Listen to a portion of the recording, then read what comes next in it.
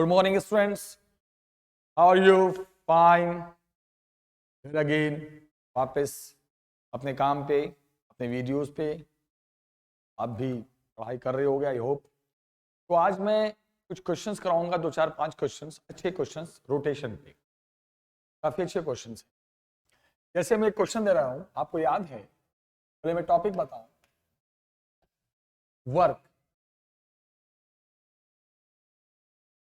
Work में अगर मैं आऊं तो वर्क डन, चेंज कर लेता हूं। Work done to rotate a body. मान लो मैंने कहा कि क्या वर्क डन करना करता है, क्या वर्क डन करना पड़ता है किसी बॉडी को रोटेट करने में। व्हेन यू रोटेट समथिंग ना, वर्क डन कब होता है? जब कोई बॉडी मोशन में आती है। When you rotate, when you move, जब आप कोई बॉडी को मूव कराते हो, रोटेट कराते हो, तो वहां एक वर्क डन करना पड़ता है। If there is motion, there is work done. तो ये बताऊंगा कि आखिर हमें वर्क डन क्या करना पड़ता है। अगर कोई बॉडी मूव करती है तो हमें वर्क डन क्या करना पड़ता है।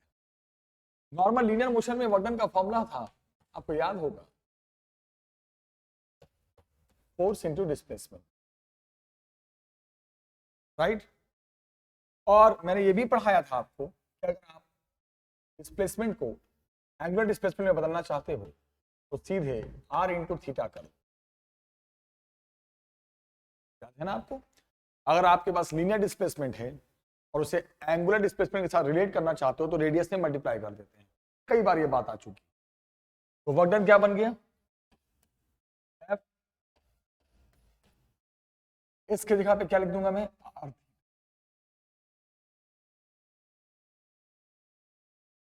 अब देखो, आप ध्यान से देखो, इसको आप अलग अलग कर लो तो R into F into theta लिख सकते हो। R into F into theta, और R into F into theta अगर आप ध्यान से समझोगे तो R इंटू एफ जो है ये एक टॉर्क बन गया, है ना? याद करो, टॉर्क। तो वर्क डन को लिख सकते हैं हम torque into theta. This is the equation of work done. अगर कोई बॉडी रोटेट करती है तो रोटेट करने में हमें जो वर्क डन करना पड़ता है, उस वर्क डन का ये फॉर्मूला है torque into theta. This is very important form, तो याद रखना, torque into theta. Linear motion में फोर्स इंटू डिस्प्लेसमेंट, और ऐसे भी आप डायरेक्ट भी समझ सकते थे, फोर्स को रिप्लेस करके टॉर्क आता है और डिस्प्लेसमेंट को रिप्लेस करके एंगल थीटा आता है। बट एक पॉइंट बहुत इंपॉर्टेंट है, वो आपको क्या ध्यान रखना है? वो ये ध्यान रखना है बेटा कि आप जो थीटा लोगे वो रेडियन में लोगे, नॉट इन डिग्री। जो थीटा आपको लेना है वो किसमें लेना है?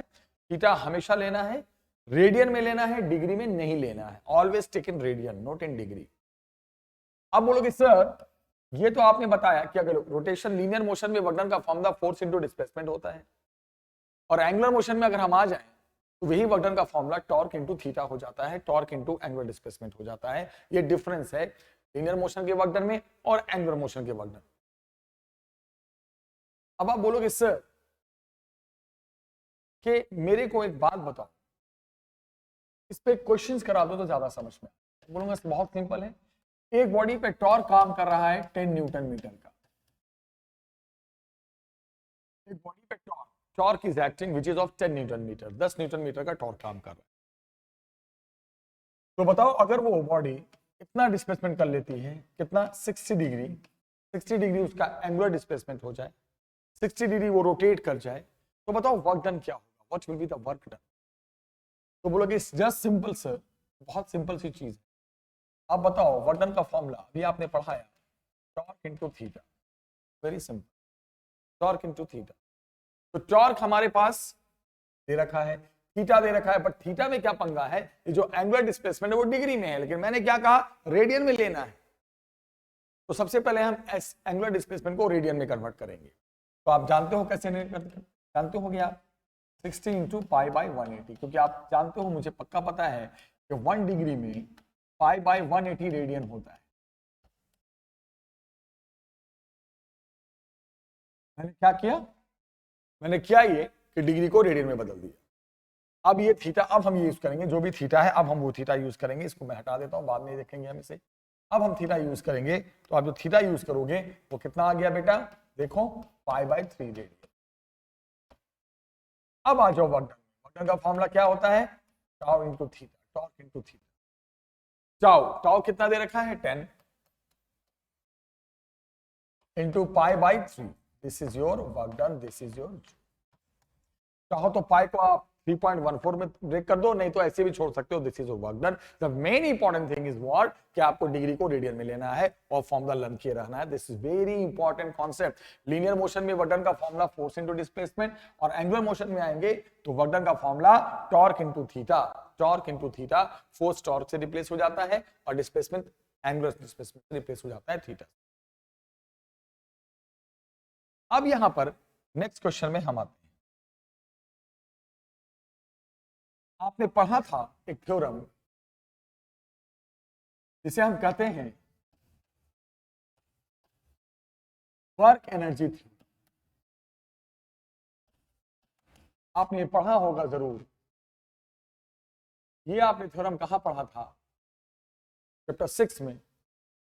वर्क एनर्जी थ्योरम ये होता है कि whenever a body moves, then work done can be written as change in kinetic energy।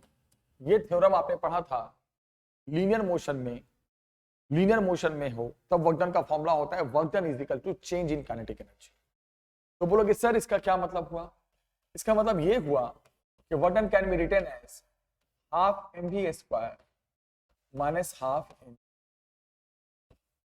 This is the work done. ये वर्क डन होता है half mv² minus half mv²।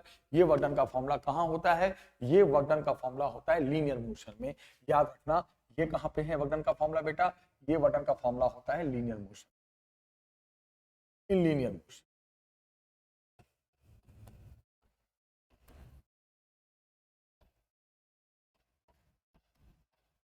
लेकिन अगर मैं इसी पैटर्न में, अगर मैं इसी थ्योरम को रोटेशनल मोशन में लगाना चाहूं, मैं इसी थ्योरम को रोटेशनल मोशन में अप्लाई करना चाहूं, तो work done is equal to again change in kinetic energy. अब जो हम काइनेटिक एनर्जी लेंगे वो रोटेशन वाली लेंगे। तो हाफ मास के जगह पे आई मोमेंट ऑफ इनर्शिया और v के जगह पे ओमेगा स्क्वायर, और ओमेगा क्या लेंगे? फाइनल। फाइनल क्यों? फाइनल वेलोसिटी, तो यहां भी final velocity omega final.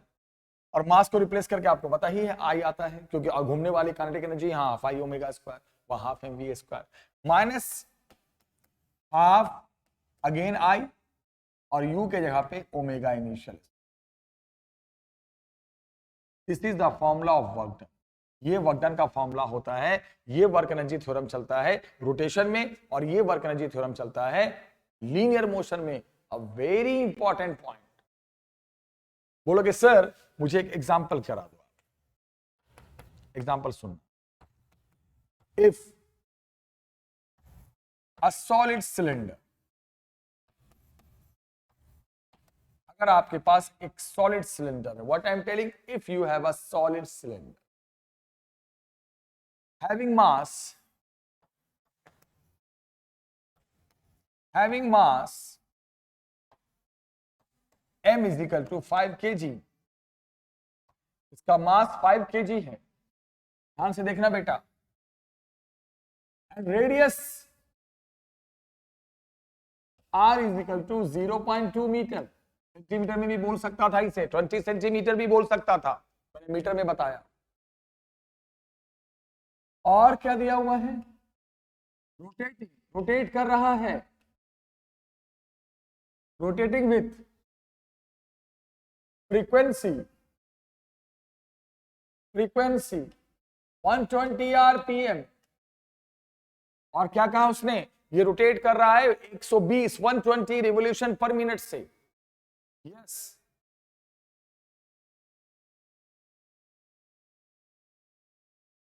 Fine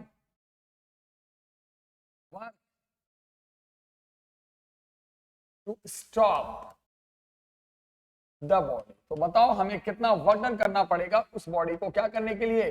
stop करने के लिए। मुझे इस बॉडी को स्टॉप करना है, रोक देना है, तो क्या वर्क डन करना पड़ेगा? बोलोगे सर इट्स वेरी सिंपल। पहले तो आप बता दूं, मैं सॉलिड सिलेंडर है तो इसका मोमेंट ऑफ इनर्शिया होता है mr²/2। बोलोगे सर सबसे पहले तो इसका मोमेंट ऑफ इनर्शिया हो गया mr²/2। पहली बात तो ये क्लियर हो गई। दूसरी बात ये सर कि मास की जगह पे आप रख दो, कितना मास है सर 5 kg, रेडियस कितना है सर 0.2 बाई 2 हो गया। अब ये आ गया आपका मोमेंट ऑफ इनर्शिया। चाहो तो डिसिमल हटा दो, हटा सकते हो 5 और 20 बाई 200, ये आ जाएगा कितना बेटा 0.1 kg मीटर स्क्वायर।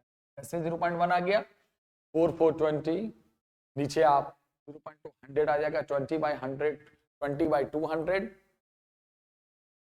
1/10 0. जो भी आ जाए हो सकता है, और हो सकता है, बस मुझे लगता है ये है। ओके, अब आप बताओ किस फ्रीक्वेंसी से वो रोटेट कर रहा है, किस फ्रीक्वेंसी से रोटेट कर रहा है। वो जो फ्रीक्वेंसी है वो गिवन है, वो फ्रीक्वेंसी है 120 आरपीएम। लेकिन मैंने क्या कहा था, आप इस आरपीएम को रिवोल्यूशन पर मिनट को पर सेकंड में लोगे, तो कैसे लोगे 120/60। मैंने कहा था पहले भी कि कभी भी अगर आपको फ्रीक्वेंसी को पर मिनट में है उसे पर सेकंड में बदलना है तो 60 से डिवाइड, बेसिकली 60 से डिवाइड नहीं मल्टीप्लाई ही हुआ है। मिनट को सेकंड में बदलने के लिए मल्टीप्लाई करते हैं, लेकिन मैं आपको लग रहा है डिवाइड है, लेकिन आप ध्यान नहीं दे रहे, पर मिनट है, मिनट नीचे है, मिनट पर मिनट, मिनट नीचे है तो सेकंड भी नीचे ही आएगा, 60 मल्टीप्लाई नीचे होगा। ये आ गया बेटा 2 रिवोल्यूशन पर सेकंड। फ्रीक्वेंसी आ गई, अब ओमेगा निकाल दो। ओमेगा कैसे निकालते हैं याद है, 2 पाई इंटू एफ, जो भी इनिशियल है। कितना आ गया बेटा 4 पाई रेडियन पर सेकंड। ये आपका क्या आ गया इनिशियल एंगुलर वेलोसिटी। फिर आप बोलोगे यहां फाइनल एंगुलर वेलोसिटी 0 है, क्यों? क्योंकि ये बॉडी स्टॉप हो गई है, तो जब बॉडी स्टॉप हो गई है तो फाइनल वेलोसिटी को 0 ले लेंगे, बस। इनिशियल एंगुलर वेलोसिटी दे रखा है, फाइनल 0 हो गया।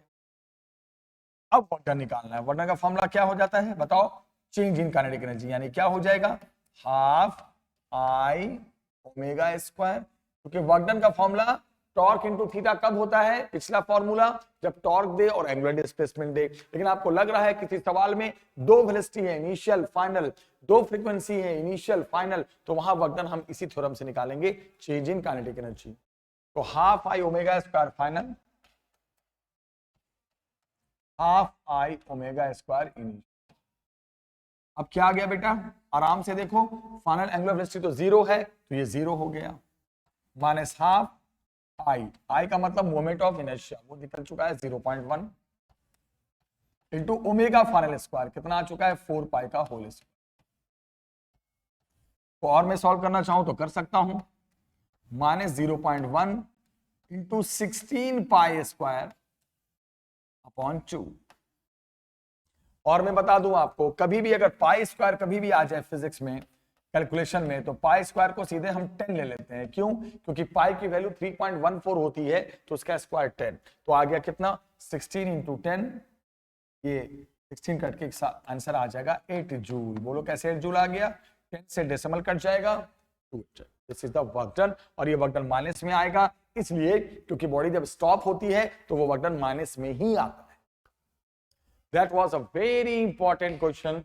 That was, इधर देखना, बहुत इंपॉर्टेंट क्वेश्चन है, बहुत ज्यादा, इसका स्क्रीनशॉट ले सकते हो। ये क्वेश्चंस आते हैं बेटा, तो इसको आप ध्यान से समझना, this is very important question. ये क्वेश्चन आता है, तो मैं क्या बोल रहा था, वर्क एनर्जी थ्योरम ये लीनियर मोशन में है, ये work energy theorem rotational motion में है, और उस पर मैंने एक बहुत अच्छा सा क्वेश्चन कराया। आई होप आपको समझ में आ गया होगा। अब मैं, आप स्क्रीनशॉट चाहो तो ले सकते हो इस चीज का। अब मैं क्या करूंगा, ध्यान से सुनना मेरी बात को।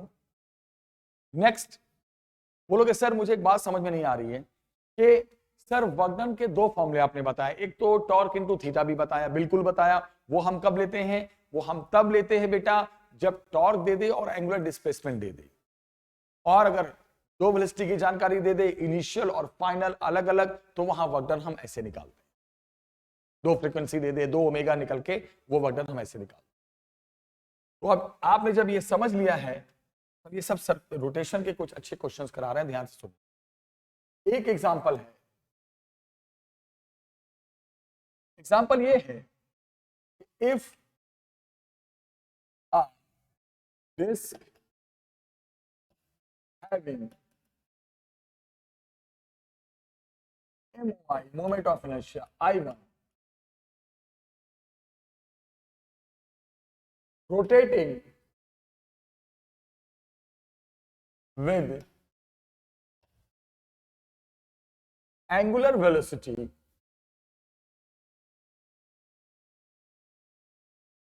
ओमेगा 1। एक डिस्क है जिसका मोमेंट ऑफ इनर्शिया I1 है और वो रोटेट कर रहा है जिस एंगुलर वेलोसिटी से वो ओमेगा 1 स्टिक चिपक जाता है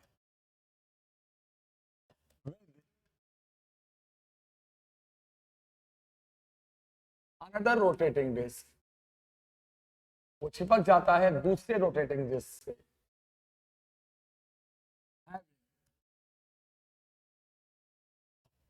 मोमेंट ऑफ इनर्शिया I2, जिससे वो चिपक गया उसका moment of inertia I2, yes, rotating with omega, और ये जो रोटेट कर रहा है वो किससे रोटेट कर रहा है बेटा? ओमेगा 2 से। तो पहले वाले का मोमेंट ऑफ इनर्शिया I1 है और जिस स्पीड से घूम रहा है वो ओमेगा 1, दूसरे वाले का मोमेंट ऑफ इनर्शिया I2 है और वो जिस स्पीड से घूम रहा है वो दोनों आपस में चिपक गए, कंबाइंड हो गए। फाइंड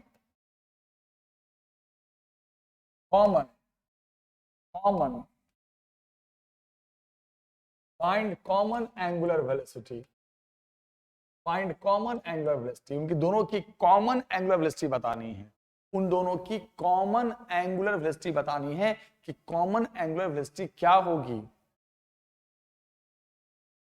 आफ्टर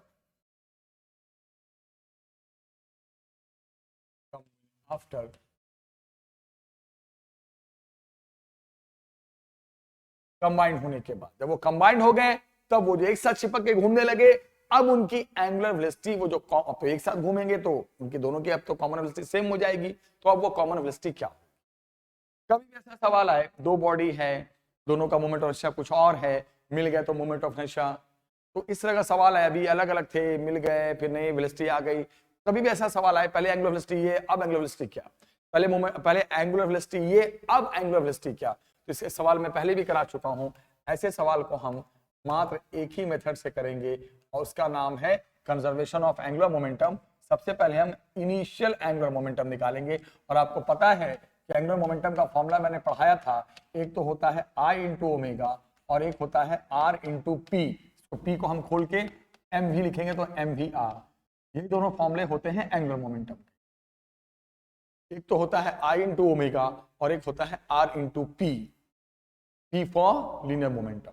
तो अब यहां पर हम लेके चल रहे हैं ये वाला फॉर्मूला, तो इनिशियल एंगुलर मोमेंटम क्या हो जाएगा? I ओमेगा, दोनों का इनिशियल क्या था? I1 omega 1 plus I2 omega 2। I omega दोनों का अपना अलग अलग है, दोनों अलग अलग चल रहे हैं, अलग अलग घूम रहे हैं, I1 ओमेगा 1, I2 ओमेगा 2। फिर अब लेंगे फाइनल एंगुलर मोमेंटम। फाइनल कब लेंगे? जब वो दोनों चिपक गए, एक बन गए, I1 प्लस I2, अब ये दोनों एक हो गए इंटू ओमेगा, यस। अब जब एक हो जाएंगे तो एक मोमेंट ऑफ इनर्शिया लिया जाएगा दोनों का जोड़ करके, इंटू उनकी एक कॉमन एंगुलर वेलोसिटी, पहले अलग अलग, फाइनल में दोनों एक और एक ओमेगा। आप जानते हो कि एंगुलर मोमेंटम कंजर्व होता है हमेशा, ऑब्वियसली कोई भारी एक्सटर्नल टॉर्क तो काम करता नहीं है, बॉडी घूम रही है अपने इनर्शिया से, अपने टॉर्क से, कोई भारी टॉर्क तो है नहीं सिस्टम पे, और जब एक्सटर्नल टॉर्क का कॉन्सेप्ट ना हो तो एंगुलर मोमेंटम हमेशा कंजर्व ही होता है। तो आप कंजर्व कर दें दोनों को, I1 omega 1 plus I2 omega 2 is equal to I1 plus I2 into omega. Okay, अब यहां से ओमेगा आप निकाल दो, क्या आ गया? ओमेगा इधर ला दो, I1 प्लस I2 नीचे डाल दो, ये आ गया बेटा I1 omega 1 plus I2 omega 2 upon I1 plus I2। Yes, यही वो कॉमन वेलोसिटी है जिससे ये दोनों बॉडी अब एक साथ चिपक कर रोटेट करेंगे। यस, पहले क्या था, दोनों का मोमेंट हमेशा अलग अलग, दोनों की वेलोसिटी अलग अलग। अब ये दोनों आपस में कंबाइंड हो गए, चिपक गए और चिपक कर एक साथ मूव करने लगे। तो अब बताओ वो एक कॉमन वेलोसिटी क्या होगी जिससे वो एक साथ रोटेट करेंगे, एक साथ मूव करेंगे। तो बोलोगे सर ये बहुत सिंपल है। कैसे सिंपल है? इनिशियल एंगुलर मोमेंटम दोनों का अलग अलग जब था वो ले लो, फाइनल एंगुलर मोमेंटम तब का ले लो जब एक चिपक गए और एक वेलोसिटी आ गई। फिर initial angular momentum is equal to final angular momentum I1 omega 1 plus I2 omega 2, दोनों का I ओमेगा, दोनों का I ओमेगा अलग अलग, और ये दोनों का I फाइनल होने पे एक साथ जब चिपक गए तब, और ओमेगा फाइनल। फिर यहां से ओमेगा फाइनल हम निकाल देंगे, वो हो गई फाइनल एंगुलर वेलोसिटी। आप इसका भी स्क्रीनशॉट ले सकते हो, इट इज वेरी इंपॉर्टेंट। ये सब क्वेश्चंस कभी भी आपको लगे कि हाँ बहुत इंपॉर्टेंट क्वेश्चन है तो आप स्क्रीनशॉट ले लिया करो, राइट बेटा। तो ये जो हमने क्वेश्चन कराया, ये क्वेश्चन कराया कंजर्वेशन ऑफ एंगुलर मोमेंटम पे, कि दो अगर अलग अलग बॉडी है, अलग अलग मोमेंट ऑफ इनर्शिया वाली है, अलग अलग एंगुलर वेलोसिटी से घूम रही है, दोनों आपस में चिपक जाते हैं, तो अब चिपकने के बाद, कंबाइन होने के बाद, अब जो फाइनल कॉमन वेलोसिटी आ जाएगी, फाइनल एंगुलर वेलोसिटी आ जाएगी, उसकी हमें वैल्यू निकालनी है। तो पहले एंगुलर मोमेंटम अलग अलग, फिर फाइनल एंगुलर मोमेंटम एक साथ होने पे, और ओमेगा निकाल। अब यहां पे बच्चे आप ध्यान से मेरी बात को सुनना। अब हम जैसे कॉन्सेप्ट करा रहे हैं, मैंने आपको इस पे पहले शायद पहले वाली वीडियो में कभी मैंने इसके डायरेक्ट आपको फॉर्मूले बता दिए थे कि हाँ भाई ये फॉर्मूला होता है, लेकिन आज मैं उसको मैं डिराइव भी करूंगा और अच्छे से करूंगा, ध्यान से देखना। और फॉर्मूला आपको पहले बता चुका हूं, बट मैं एक फॉर्मूला इसको डिराइव करके बता रहा हूं। आया पेपर में derive equation of velocity v of rolling body on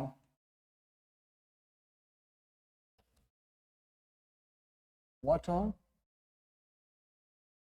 inclined plane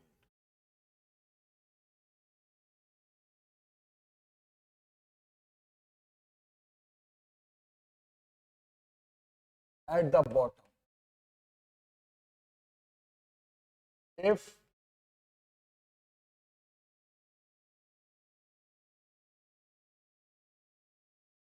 height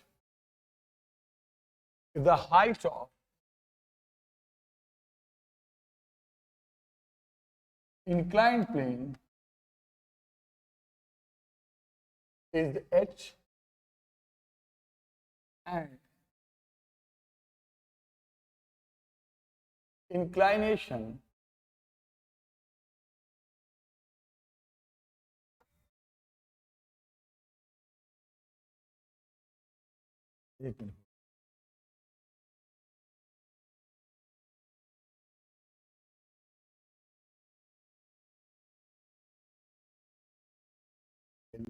थोड़ा सा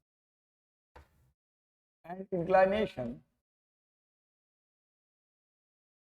is थीटा। क्वेश्चन क्या है आपको समझ में आ गया? क्वेश्चन ये है कि आपके पास एक इंक्लाइंड प्लेन है, if you have an inclined plane, और इंक्लाइंड प्लेन की इंक्लाइनेशन है थीटा, और इंक्लाइंड प्लेन का जो हाइट है वो है h।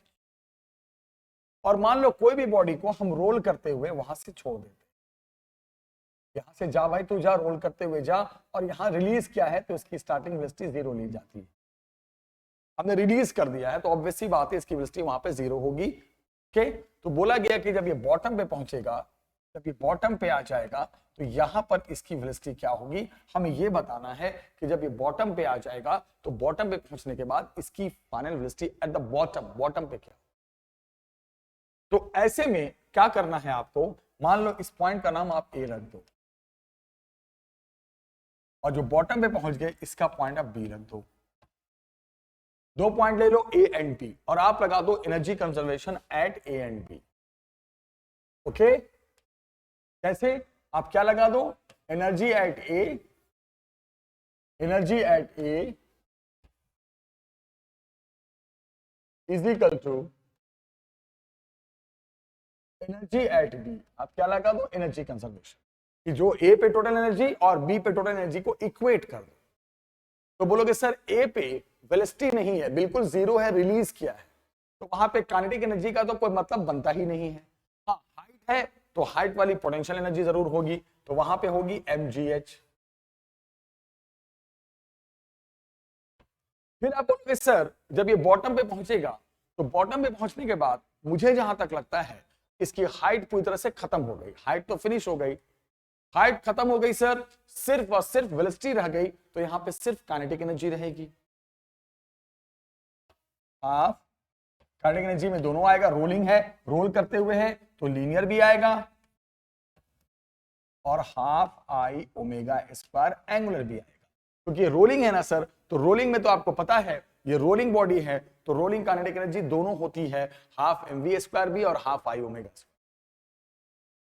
अब मुझे v निकालना है, ओमेगा तो निकालना नहीं है, मुझे v निकालना है, तो आपको पता है मैंने कई बार बताया था, आप v को लिख सकते हो ना r इंटू ओमेगा, तो यहां से ओमेगा क्या लिख सकते हो, सोचो आप खुद से, v अपॉन r। तो मैं अब क्या करूंगा, ओमेगा को v में बदल दूंगा, mgh is equal to half mv square plus half I, और जो ओमेगा है उसको मैं लिख दूंगा v बाई आर का होल स्क्वायर। अब बोलोगे सर अब क्या करें, मैं बताता हूं क्या करो, mgh इज इक्वल टू, खुद से सोचो, v स्क्वायर बाई 2 यहां भी, v स्क्वायर बाई 2 यहां भी, v स्क्वायर बाई 2 कॉमन ले लो, आ गया m plus I by R square. Obviously अब क्या करो, जो मैं करने जा रहा हूं, अब यहां से v square can be written as 2m gh upon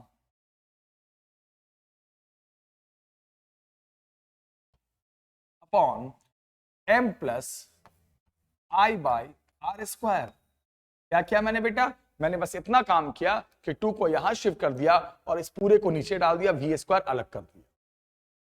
हम चाहे तो इसको ऐसे भी लिख सकते हैं, 2gh upon 1 plus I by M R square. अब मैंने क्या किया, इसी इक्वेशन में ऊपर नीचे मास से डिवाइड कर दिया, ओके। अब ये आया v स्क्वायर, लेकिन हमें चाहिए v, तो v के लिए क्या करेंगे, ये v स्क्वायर है, हम ऊपर से रूट लगा देंगे, तो v का इक्वेशन बन गया, आराम से देखना, under root 2gh upon 1 plus I upon M R square. This is the formula of any rolling body, किसी भी रोलिंग बॉडी का, कहां पे, ऑन द इंक्लाइंड प्लेन।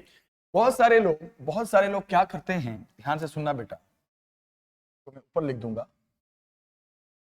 बहुत सारे लोग क्या करते हैं कि आप जानते हो कुछ चीजों को आप समझ चलो, ये सब चीज हमेशा जानकारी होनी चाहिए, कि v को आप लिखते हो r ओमेगा, ओमेगा को क्या लिख सकते हो, v बाय r। अब बताओ, मान लो किसी ने कहा कि एक सॉलिड सिलेंडर को रोल करते हुए छोड़ दिया, तो बताओ सॉलिड सिलेंडर की वेलोसिटी क्या होगी बॉटम पे, तो हम आई की जगह पे सॉलिड सिलेंडर का मोमेंट ऑफ इनर्शिया रखेंगे। किसी ने कहा हमने सॉलिड स्फीयर को लुढ़कते हुए छोड़ दिया, तो बताओ सॉलिड स्फीयर का क्या मोमेंट ऑफ इनर्शिया, क्या स्पीड होगी बॉटम पे, तो हम यहाँ पे सॉलिड स्फीयर का रखेंगे 2/5 mr स्क्वायर। ये पहले वीडियो में क्वेश्चन तो मैं ऐसे करा चुका हूं, आज फॉर्मूले का बस आई के जगह पे जिस बॉडी का रखो, जिस बॉडी का पूछेगा रखो, वी निकलते हुए आ जाएगा, सबका वी निकलते हुए आ जाएगा। तो ये फॉर्मूला डिराइव कर दिया मैंने, किसका, मोमेंट किसी भी रोलिंग बॉडी का इंक्लाइंड प्लेन पे पहुंचने के बाद बॉटम पे क्या स्पीड होगी। प्रस्ताव दिख रहा है कि स्पीड मोमेंट ऑफ इनर्शिया के इनवर्सली है, इसका मतलब ये भी पता चला कि जितना मोमेंट ऑफ इनर्शिया ज्यादा होगा बॉडी का, उतनी स्पीड कम होगी। तो यहां से ये भी पता चला कि v जो है वो मोमेंट ऑफ इनर्शिया के इनवर्सली होता है, जितना ज्यादा मोमेंट ऑफ इनर्शिया होगा उतनी कम स्पीड होगी। फिर मोमेंट ऑफ इनर्शिया को हम एक और फॉर्म में, याद करो, रेडियस ऑफ गायरेशन के फॉर्म में mk स्क्वायर भी लिखते थे। एक तो mr स्क्वायर होता था और एक mk स्क्वायर, याद है, k होता था रेडियस ऑफ गायरेशन। शेप के हिसाब से कभी mr स्क्वायर, किसी का mr स्क्वायर बाय 2, किसी का 2/5 mr स्क्वायर। मैंने पढ़ाया था लास्ट वीडियो में, स्फीयर का अपना, रिंग का अपना, डिस्क का अपना, लेकिन एक कॉमन रेडियस ऑफ गायरेशन के फॉर्म में सबका होता है mk स्क्वायर। ये होता है सेंटर ऑफ मास से एक्सिस की दूरी, जिसे हम रेडियस ऑफ गायरेशन कहते हैं। तो उस फॉर्म में अगर मैं लाना चाहूं तो v is equal to 2gh upon 1 plus k square by R square. बोलोगे सर ये कैसे हो गया? मैं बताता हूं ये कैसे हुआ। मैंने क्या किया आप शायद समझ नहीं पाए। मैंने बस इतना काम किया कि जहां पे I था वहां पे मैंने mk स्क्वायर लिख दिया, मतलब रेडियस ऑफ गायरेशन के फॉर्म में रख दिया। तो ये फॉर्मूला फिर यही फॉर्मूला है, बट ये फॉर्मूला किस फॉर्म में आ गया? ये फॉर्मूला रेडियस ऑफ गायरेशन में आ गया। तो ये सारे फॉर्मूले आप जो देख रहे हो ये किसी भी रोलिंग बॉडी का bottom of bottom of incline plane पे, कहां पे है? बॉटम ऑफ इंक्लाइन प्लेन पे। और ये साफ दिख रहा है कि मोमेंट ऑफ इनर्शिया की इन्वर्सली है, और जिस रोलिंग बॉडी का आपको निकालना है उसका आप मोमेंट ऑफ इनर्शिया रख दो, स्पीड आ जाएगी। और सब अगर इसी फॉर्मूले को रेडियस ऑफ गायरेशन में k में आ गया पेपर में, तो I को रिप्लेस कर देंगे mk स्क्वायर। ये बहुत अच्छे क्वेश्चन थे, स्क्रीनशॉट आप चाहो तो ले सकते हो, this is very important question. तो ये सब जो है ना बेटा रोटेशन के एक अच्छे क्वेश्चंस में आते हैं। इन सब क्वेश्चंस को करना, और ये मैंने एक फॉर्मूला ही बना दिया कि आप किसी भी बॉडी का, किसी भी रोलिंग बॉडी का इंक्लाइन प्लेन पे बॉटम पे क्या स्पीड होगी आप निकाल सकते हो। अगर उसको हम रिलीज करते हैं हाइट से, जा भाई जा, लुढ़कता हुआ तो चला जा, इंक्लाइन प्लेन पे चला जा, तेरी बॉटम की स्पीड यहां से पता चल जाएगी। बेटा आपको याद होगा मैंने एक और चीज बताया था कि अगर आपके पास कोई इंक्लाइन प्लेन होता है, ये सब मैं पढ़ा चुका हूं पहले फॉर्मूला, दोबारा मैं बता रहा हूं, और अगर वो रोल करता हुआ आता है इंक्लाइन प्लेन पे, तो उसके एक्सीलरेशन का भी मैंने एक फॉर्मूला दिया। फॉर्मूला दिया था g sin theta upon 1 plus I by M R square. ये फॉर्मूला मैंने दिया था किसी भी, जैसे मैंने अभी क्या दिया था फॉर्मूला 2 मिनट पहले, किसी भी रोलिंग बॉडी का, रोलिंग बॉडी के स्पीड का दिया, कहां पे? बॉटम पे, इंक्लाइन प्लेन पे। ये फॉर्मूला होता है किसी भी रोलिंग बॉडी के एक्सेलरेशन का। अब यहां पे आप कहना क्या चाह रहे हो वो मैं सुनो अब ध्यान से, क्या है क्वेश्चन। क्वेश्चन ये है कि एक सॉलिड सिलेंडर है, there is a solid cylinder for solid cylinder, इसका मास गिवन है 2 kg, रेडियस गिवन है 0.1 मीटर, और वो जिस इंक्लाइन प्लेन पे रोल करते हुए आ रहा है उसका इंक्लाइनेशन दे रखा है 30 डिग्री। तो क्या क्या चीज गिवन है आपके सामने, एवरीथिंग इज गिवन। पूछा है फाइंड, और ये रफ है, ऑब्वियसली बात है, स्मूथ पे कभी रोलिंग नहीं होगा, रोलिंग वो विद स्लिपिंग हो जाएगा, रफ पे ही प्रॉपर रोलिंग होता है। तो यहाँ पे क्या है? फाइंड, जब रफ है ये सरफेस, जब रफ है तो फ्रिक्शन भी होगा। तो पूछा क्या है?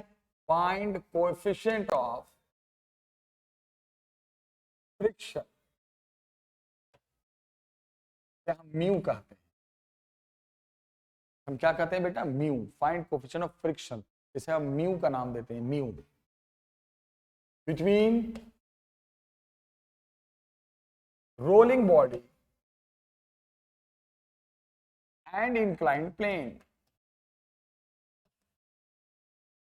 That is very simple. बोलोगे सर ये तो बहुत आसान है, बोलोगे कैसे आसान है? मैं बताता हूं कैसे आसान है।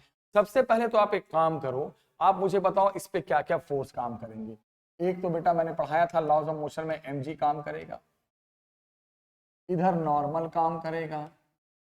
mg का 2 पार्ट होता है, याद होगा या भूल गए? मैंने पढ़ाया था चैप्टर 5 में mg cos थीटा, इधर काम करता है mg sin थीटा, और पीछे की तरफ काम करेगा फ्रिक्शन। फ्रिक्शन पता है आपको? फ्रिक्शन हमेशा टेंजेंशियल फोर्स होता है, वो सरफेस से पास करता है ना कि सेंटर से। आप देखो फ्रिक्शन का लाइन मैंने टेंजेंट पे दिखाया है, सरफेस को टच करते हुए, बाकी सब सेंट्रल फोर्स हैं, सब सेंटर से पास करते हो गया।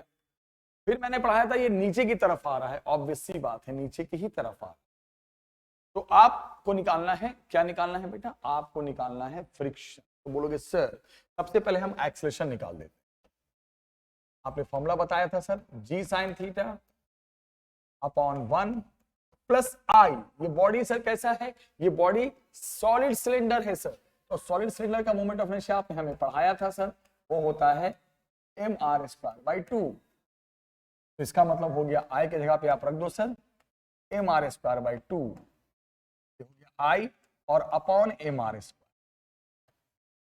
तो mr² कैंसिल हो गया सर, ये आ गया sir 2/3 G sine theta. Okay, sine theta की वैल्यू दे रखी है सर आपने, थीटा की वैल्यू आपने 30 डिग्री दे रखी है, तो आप जब सॉल्व करोगे सर तो 2/3, जी की वैल्यू 9 या 10 ले लो जो मर्जी, साइन 30 की वैल्यू 1/2, 1/2 से 2 कट गया, ये आ गया सर 10/3 मीटर पर सेकेंड। ये आ गया सर एक्सेलरेशन।